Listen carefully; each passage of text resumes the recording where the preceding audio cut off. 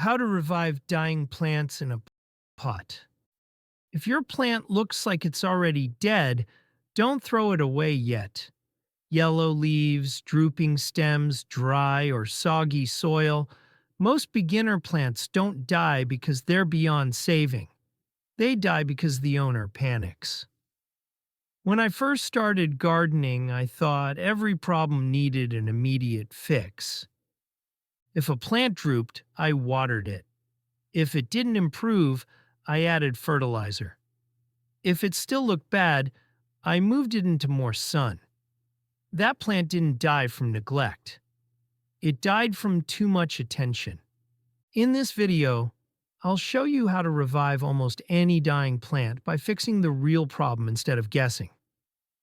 No expensive tools, no complicated techniques, just calm, beginner-proof steps that actually work. Most plants don't need saving. They need stability. Beginner gardeners are taught to act fast, but plants don't work that way. Plants respond slowly, and when you keep changing their environment, they never get a chance to recover. One of the biggest mistakes I used to make was reacting to symptoms instead of causes. Drooping leaves made me water. Yellow leaves made me fertilize. Slow growth made me move the plant. Every reaction made things worse. So the first step to reviving any dying plant is the hardest one. But before I give the first step, how about subscribing and liking this video? It really helps us grow and produce better videos. Now, the first step to reviving a dying plant is to do nothing. The first time I actually saved a plant, it felt wrong. I didn't touch it for several days. And for the first time, it started improving. Plants don't need constant action.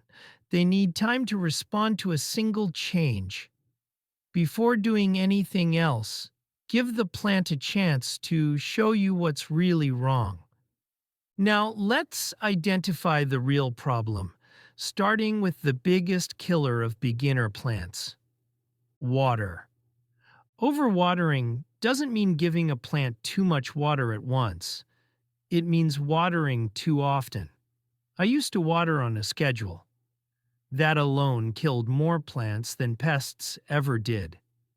Instead of guessing, check the soil. Stick your finger into it. If the soil is wet and the plant looks sad, water is not the problem. In fact, more water will make it worse. I once kept watering a plant that was already drowning. The roots were rotting underground while I was trying to help it. Drooping leaves plus wet soil means stop watering completely. If the soil is dry and the leaves look crispy, then water slowly and deeply and then stop again. Watering should always be a response to soil dryness, not leaf appearance alone. The second thing to check is light. Light stress looks exactly like water stress. Weak growth, yellow leaves, drooping stems. Beginners often misdiagnose this. I once moved a struggling plant into full sun, thinking it would recover faster. It didn't recover. It burned. Weak plants don't need extreme light. They need gentle, stable conditions. Sudden changes in light shock plants, especially indoor or small space plants. If a plant is already stressed, don't move it into harsher conditions. Let it recover first. Growth comes later. If water and light don't explain the problem, then the issue is usually below the soil. The roots. When I first started gardening, I was afraid to check roots. I thought removing a plant from its pot would kill it. What I learned is that ignoring roots kills far more plants than checking them. Healthy roots are light-colored and firm. Unhealthy roots are dark, mushy, and smell bad. Root rot happens when soil stays wet for too long and roots can't breathe. Many beginner plants look dry on top while rotting underneath. If roots are damaged, the plant can't recover until you fix that. This brings us to the reset method. This is the step that saves plants most beginners give up on. Remove the plant from its pot. Gently shake away excess soil. Trim off any black, mushy, or dead roots. Remove yellow or dying leaves. Then repot the plant in fresh, dry soil. If the pot is large, use a smaller one. I used to think bigger pots helped struggling plants. In reality, they trap moisture and slow recovery.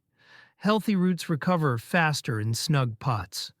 After repotting, do not water immediately unless the soil is completely dry. Let the plant settle first. This reset gives the plant a clean environment and removes the stress that was killing it. Now comes the part most beginners fail at: waiting. After fixing the real problem, you have to leave the plant alone. Plants don't recover overnight. New growth can take 1 to 3 weeks. Old leaves may never recover. That's normal. The sign of success isn't perfect leaves, it's new growth. I once revived a plant and then killed it again by checking on it every day. I kept adjusting things that didn't need adjusting. Once a plant starts recovering, interference becomes the new danger. This is where most beginner myths do the most damage. Fertilizer does not revive dying plants. It stresses them. More sunlight does not speed up recovery. It often burns weak leaves. Watering is not the same as caring.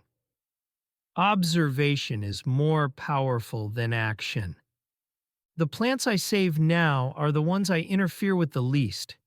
If your plant looks like it's dying, it's usually not too late. Most plants don't need new tools, special soil brands, or complicated routines. They need fewer changes and better observation. Fix one problem at a time. Then wait. That's how plants recover.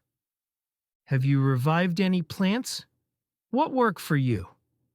Leave a comment below.